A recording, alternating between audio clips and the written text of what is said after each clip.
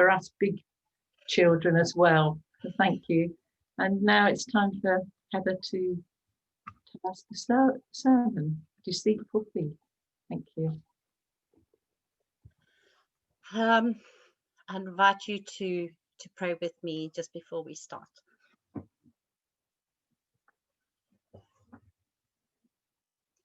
Loving Heavenly Father, I come before you this morning to ask for your help, for your guidance. Lord, you know that I'm frail and I don't always think clearly or see clearly, and that all my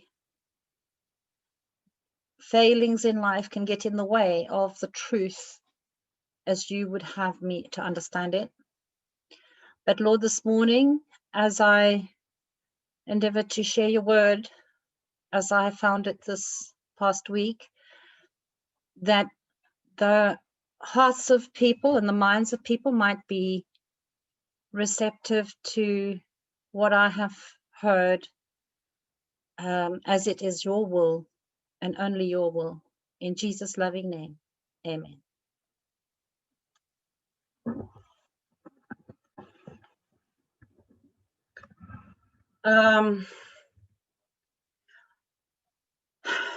After putting the title Deceitful Thief, I actually thought about it and thought, is there such a thing as a non-deceitful thief?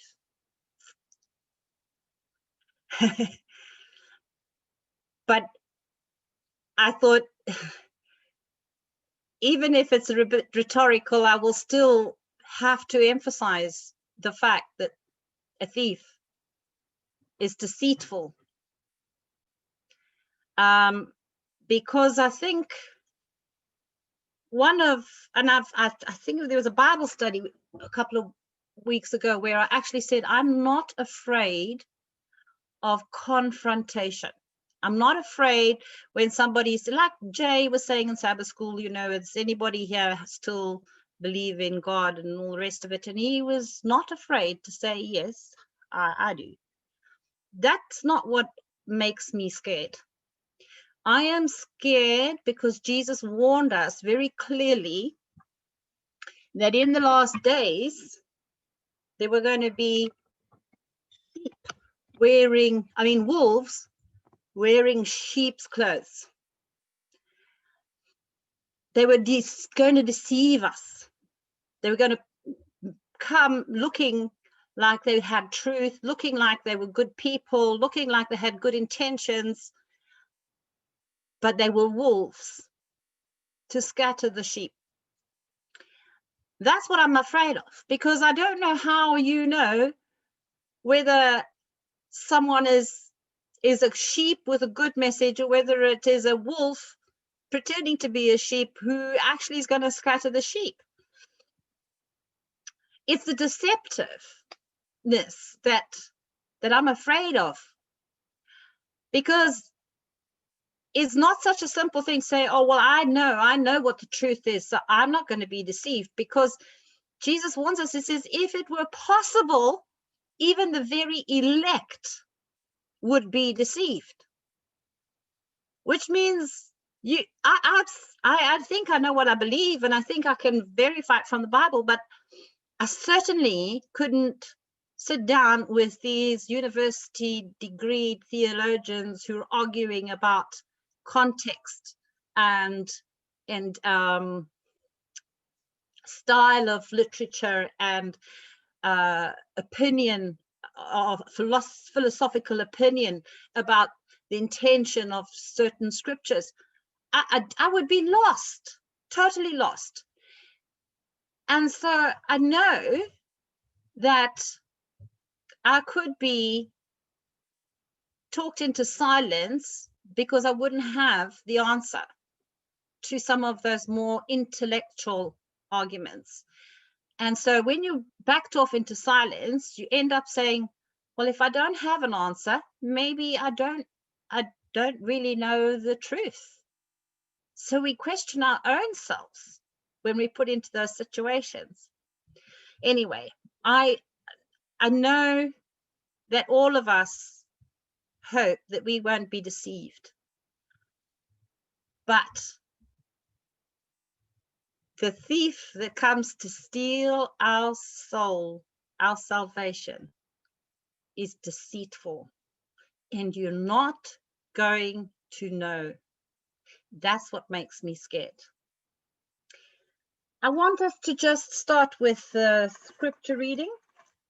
If we can go to John 10, and let's just look at the Bible.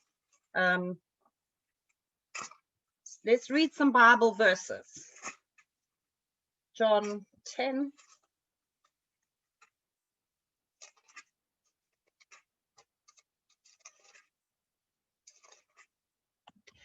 And Raphael read it very, very nicely for us. And I'm going to read it again. Verily, verily, I say unto you, he that entereth not by the door into the sheepfold, but climbeth up some other way, the same is a thief and a robber.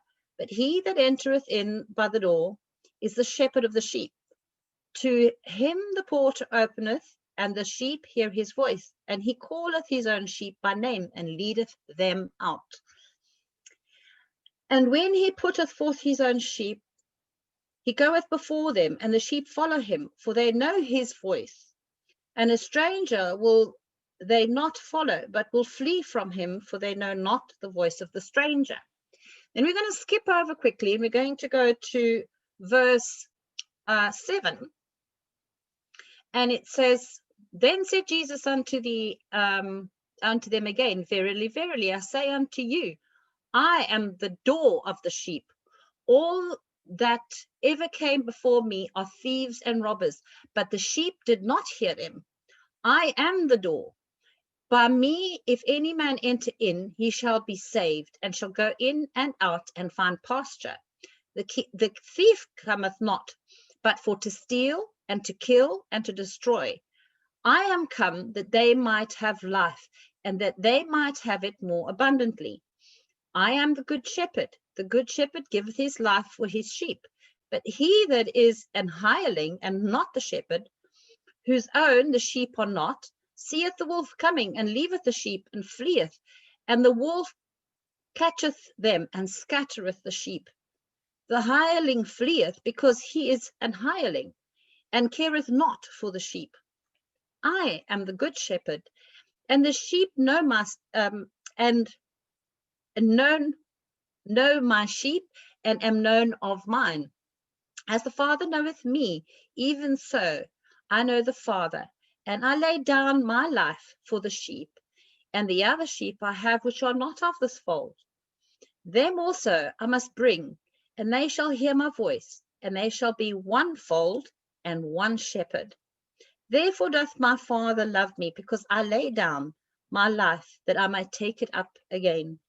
No man taketh it from me, but I lay it down myself. I have power to lay it down, and I have power to take it again. This commandment have I received of my Father. Now, we had a lovely Sabbath school lesson this morning, because it was so on point again. Jesus is so relevant in the demonstration he did. He came and he said, and we recorded what he said, and everything that he said lives and applies to each generation in a completely new value, dependent on the circumstances in which they are reading it. So when I was reading it, I was struck by a few things, and I want to just point to them. And one is that the sheep are in a fold, and there's a door to that fold, and he leads them out and he brings them in.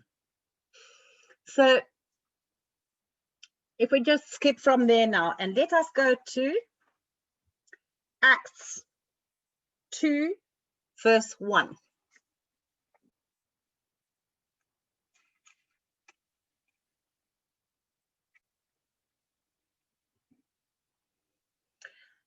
And when the day of Pentecost was fully come, they were all with one accord in one place.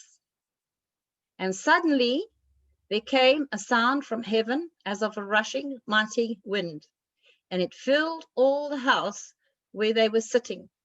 And there appeared unto them cloven tongues like as of fire, and it sat upon each of them, and they were all filled with the Holy Ghost, and began to speak with other tongues as the Spirit gave them utterance. This was the early rain. Are we not expecting a latter rain? Should we be congregating together and praying together more and more? Yes, surely. Let's go to another verse. Let's go to Hebrews 10, verse 25.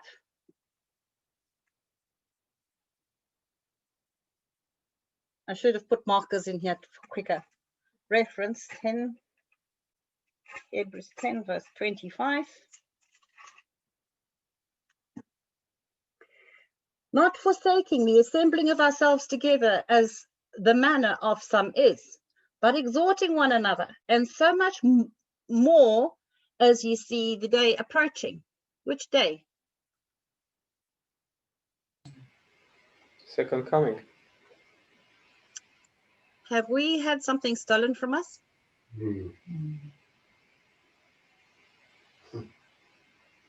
It didn't even occur to me originally, but it was something I heard this week that shook me up, and we'll go down this a little bit further. So to emphasize a bit more about this congregating together and the assembling of ourselves together. There are 3 times, and I'm just going to quote them. It's 2 Corinthians 13, verse 12, 1 Thessalonians 5, verse 26, 1 Peter 5, verse 14, who talk about greet one another with a holy kiss. Can we do a virtual kiss?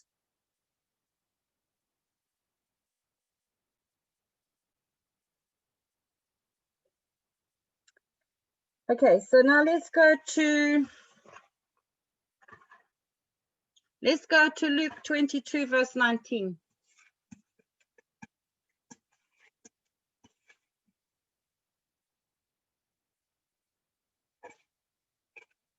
I'm going to read it from there, it's quicker. And he took bread, and he gave thanks, and he brake it, and he gave unto them, saying, this is my body, which is given for you. This do in remembrance of me. Can we have 1 Corinthians 11, verse 24?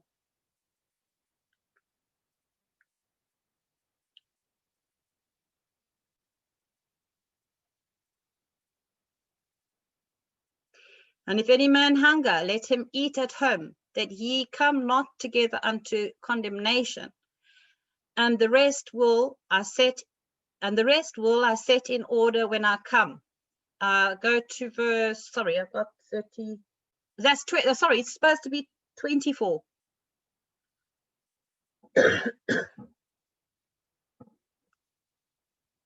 And when he had given thanks, he brake it and said, take, eat.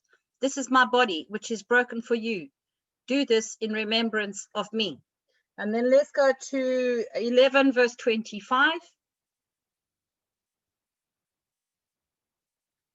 After the same manner, also, he took the cup when he had supped, saying, this cup is the New Testament in my blood. This do ye as oft as ye drink it in remembrance of me. Have we had something else stolen from us?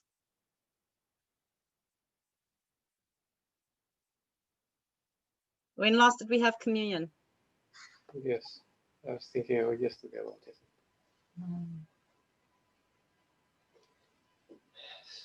Was this deceitful? Mm-hmm. Did we recognize here is the thief? He's stealing away our assembling together. He's stealing away our communion. He's stealing away the brotherly the fellowship. yes, we might have recognized the obstruction, and we might have well compensated with having our Zoom meetings, but that wasn't enough. It's not enough. But there's another deception here. There's another deception. Let me just go on.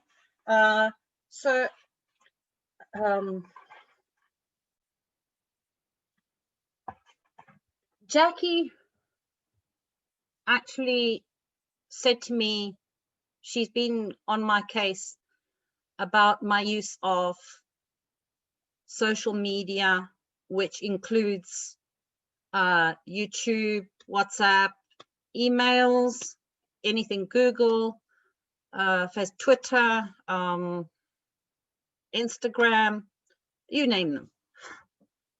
She actually works for a software marketing company that sells a software platform to market to business companies, businesses, etc., to market their products.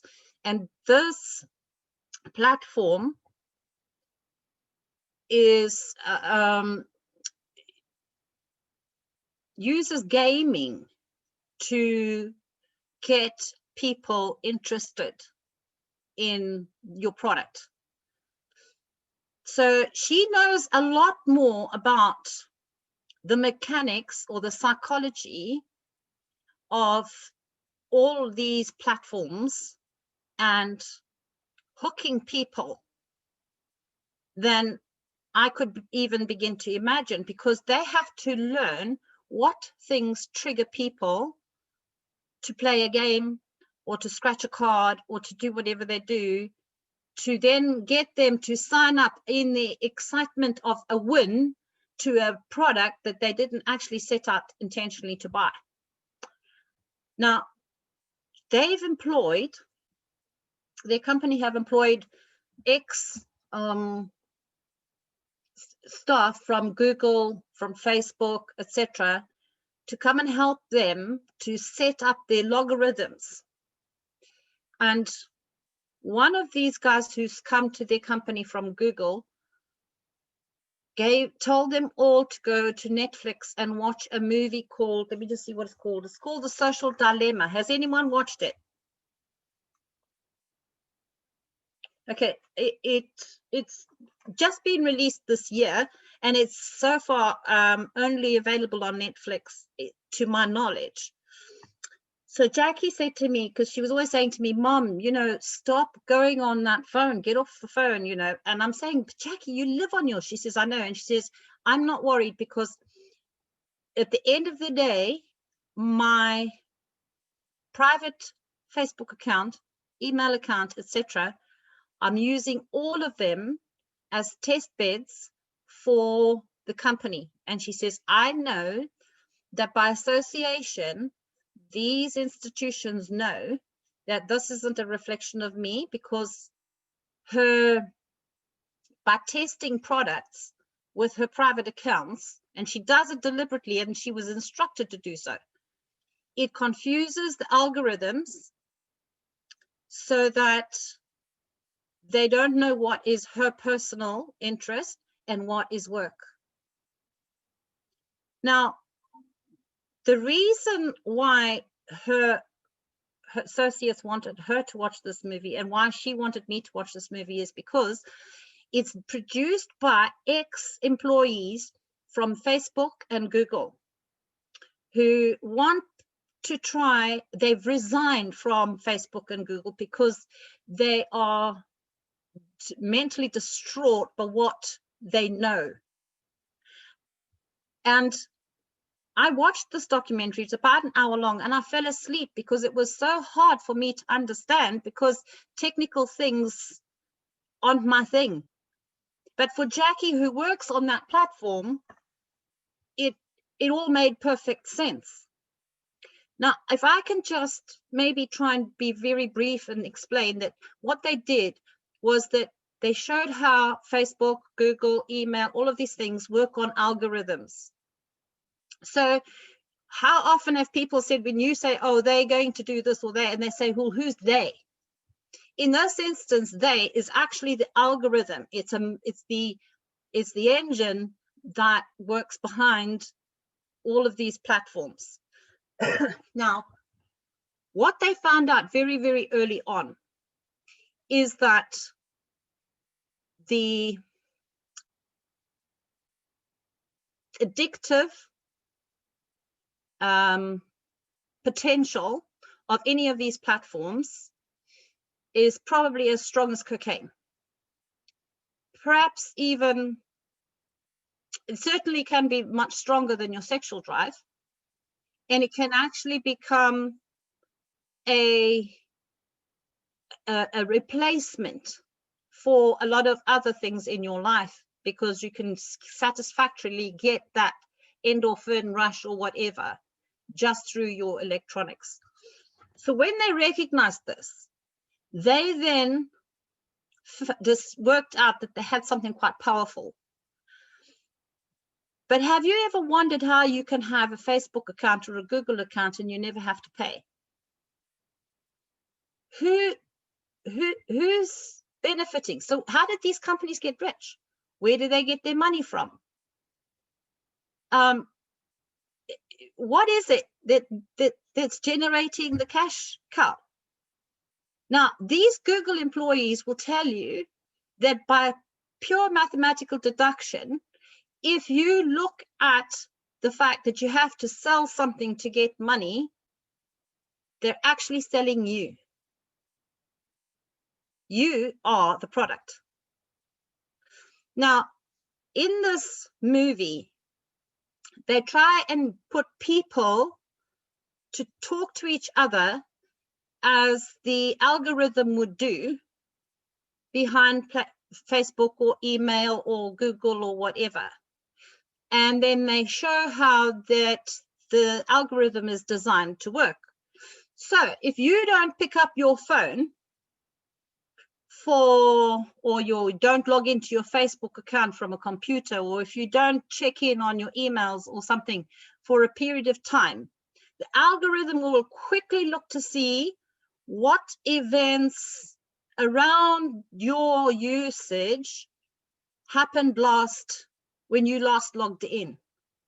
And it'll be able to find connections that they can actually connect to a friend of yours who shares an interest with you, and get them to share with that person who is active on their phone, share something fascinating that will make that person think of you, and will share that.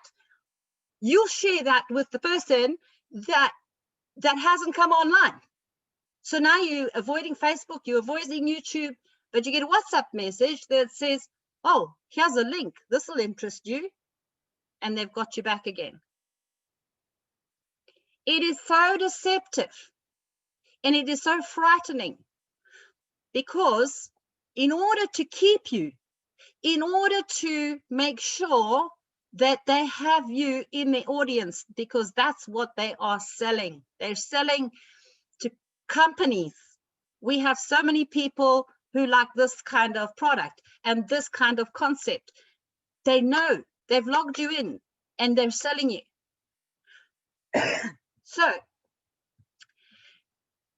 there are so many ways that they can use integrated social platforms to keep you, that they don't care that they are polarizing the world into camps.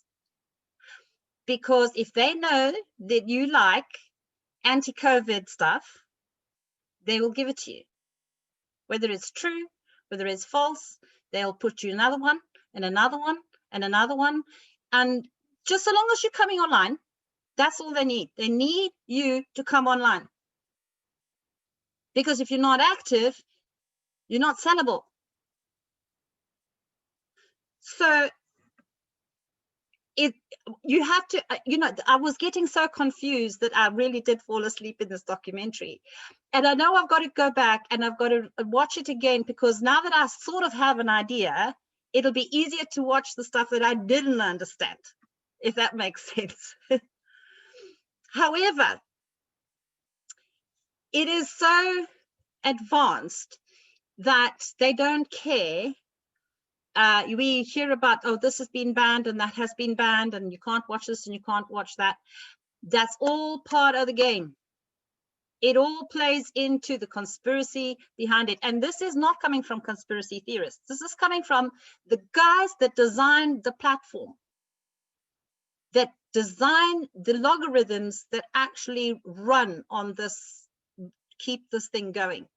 They hire psychiatrists, they hire graphic designers, they hire all sorts of integrated people, and they have committees who sit and say, yeah, as a psychiatrist, I don't think you're quite getting through to this person because you're missing this element. And then they rebuild the logarithm, and it's always growing and it's always spreading across platforms.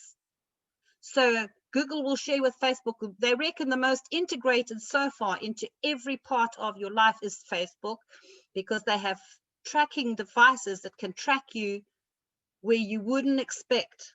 Facebook know who you're talking to, when you're talking to them, what you're writing about in your emails. They know everything. Facebook know more than all the others.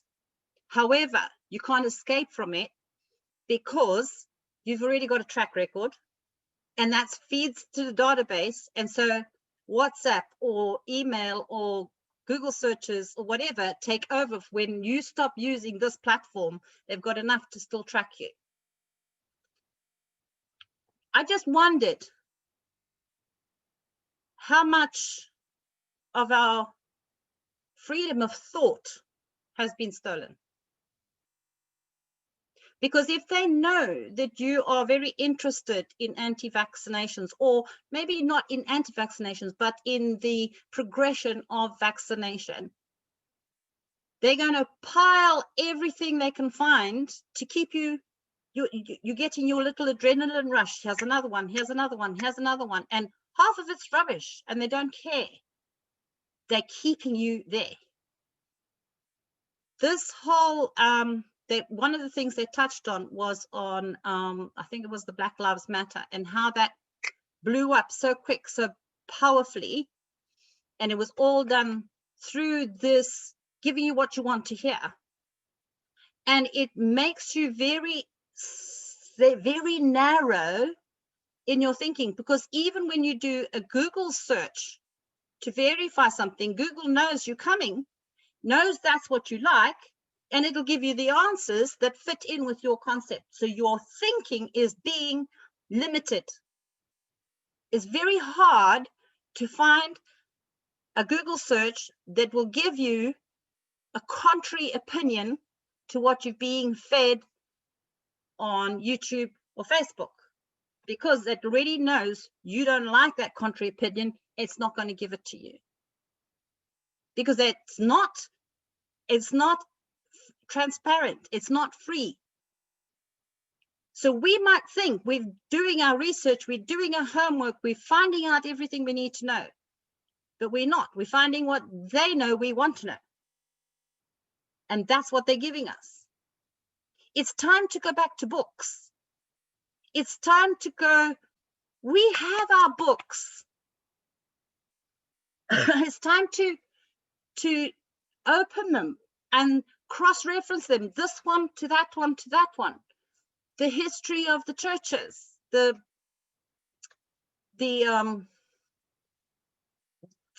history of our own church, our doctrines, our hope, our faith. We have the Bible. We have so much. We are the people of the book, but we're not on the book anymore. We're online. And what are we giving away?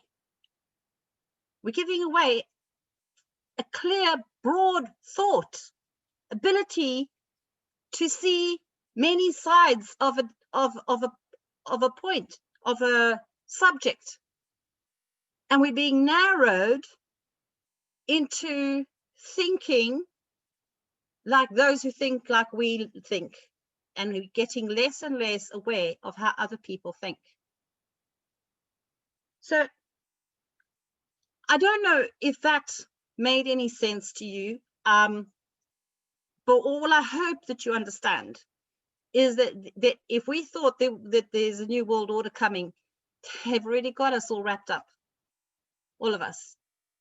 That is, why do you think the Pope had meetings with the Mark Zuckerberg and all these guys? He wanted in on the action. He's paying money for us too. We're being bought. And unless we can understand that, we're not going to know the danger we're in. And this is message not coming from any religious organization. This is coming from the people who work there, and they've left because they said it's the worst kind of mind control that has ever, you can't even conceive how bad it is. So going from there, I just finished watching this documentary. I was trying to understand it. And I saw another thing on YouTube from a talk radio interviewing a guy called Neil Oliver. And I don't know if anybody knows who Neil Oliver is. Neil Oliver, I had to Google because I didn't know. And he's Neil Oliver is a Scottish archaeologist who has also been a BBC Scotland presenter on many shows over the course of time, including the documentary series Scottish History. And he was being interviewed. I actually intended to play that interview, and then I realized that his broad Scottish accent might have been difficult for a lot of us to understand. But I will share the video link if you want it. He just out of nowhere started saying COVID is a religion. It is 100% a playoff of the Christian history.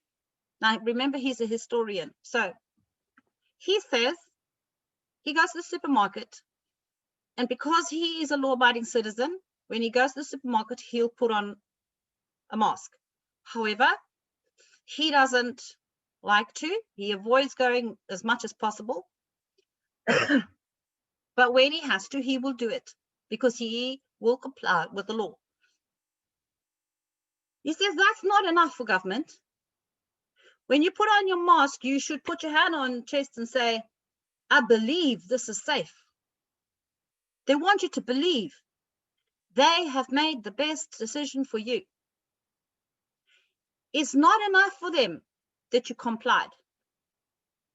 And the proof of it is in when you question anything that has been dictated as a law, you are illegal by simply asking, by simply wanting to enter into that discussion. You are a heretic. He compares it so closely. He says, let's just look at history. There were two religions which was a split in Christianity. He didn't name them. And he said this one was in power and it would not enter into debate or discussion with that one. And if that one said boo, they were burnt at the stake for heresy. He says, then if that shifted, you had the same intolerance. If this one was in power, it would not enter into debate or discussion with that one. And he says, we've got in a situation where government have appointed their scientists with the Holy Grail. What he says goes. What happened to having a panel of doctors, economists, virologists who can sit around and have open debate and let's discuss this and work out the way forward? It can't, because they have the truth and only they have the truth. So they cannot enter into debate. He says, what's more, if you think that he's far-fetched, what about the communion? He says, you have to take the vaccine or you will never have eternal life. And he runs through the parallels and he says, this is a religion. And he goes on in so many different details where he compares this to historic situations of church dominance. And he's saying all they're calling it today is science, but it's church through and through. And I thought to myself, it's amazing how he's not an Adventist. He's not he's just an archaeologist. I would guess he's probably Catholic because a lot of the analogy that he was using was Catholic analogy. But I'm thinking he can see how this thing is taken over like a religion. And we don't see it in that light. We know it's stealing some of our freedoms and some of our rights. We know it's stealing them. But have we looked at it and recognized the pattern of a religion? And which pattern it imitates? I was just, you need to hear how well he does it, because I don't think I can do it justice. And I just thought to myself, we are so controlled. I just wonder if we took our Facebook page, Messenger account, this is as a Salisbury Church, and our Present Truth WhatsApp group, and our various other groups that we have, and we laid them out for the past 6 months. We counted how many videos are posted, and we did an analysis. I'm just guessing now, and I'm not saying that it's true.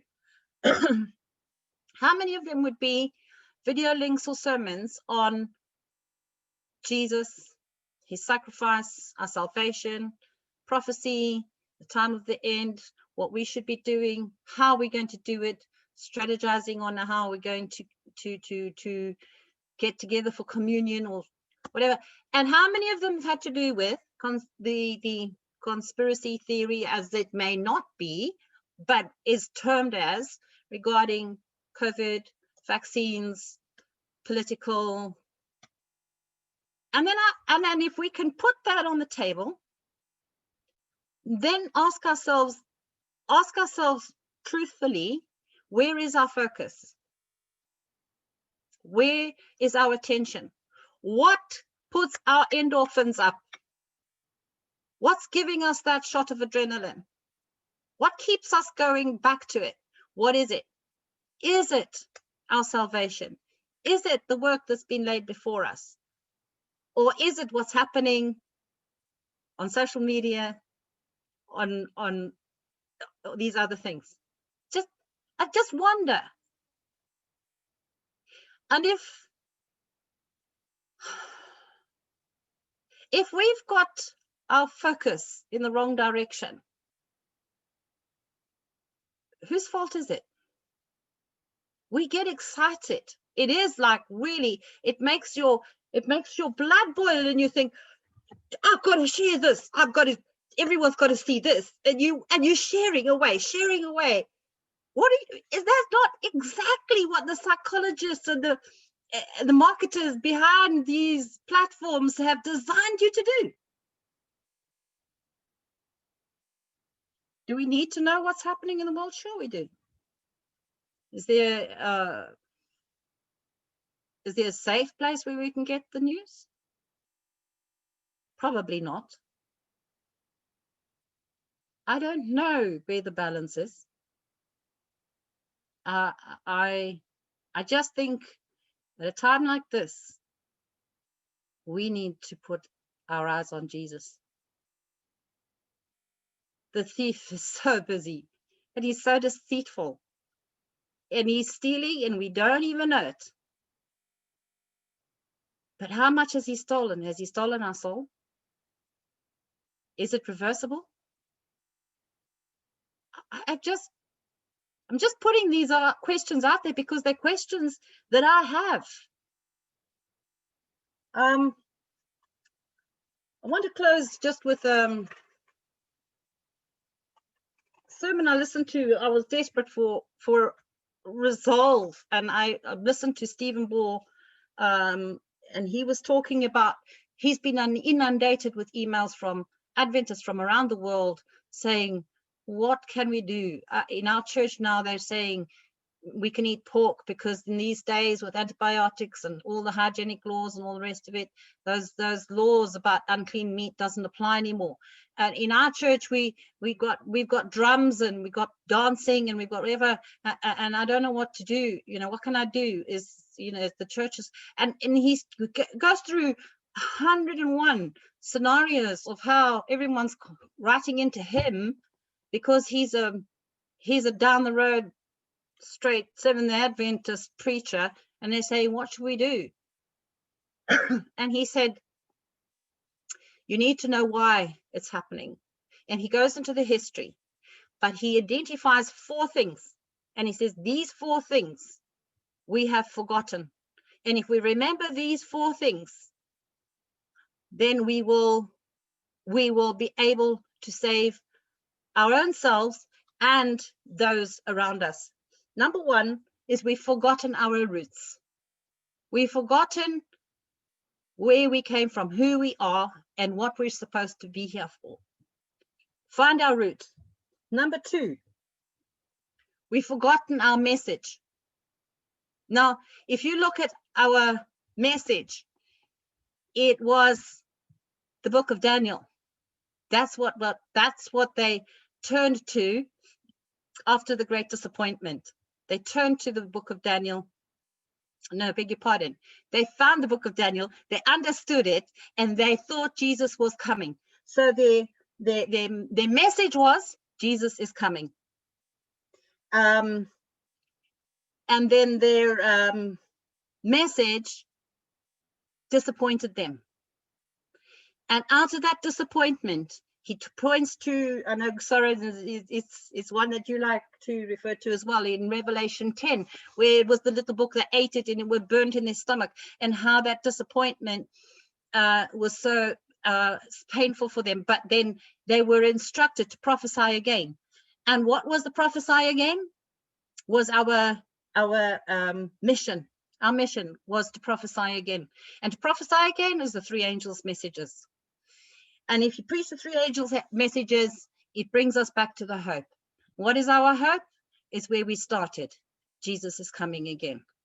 And if we can keep ourselves focused on those 4 things, we can avoid being stolen from the fold. And I just wondered when, it was something that I recognized very quickly, because I had preached that sermon about the lost sheep of the house of Israel once before.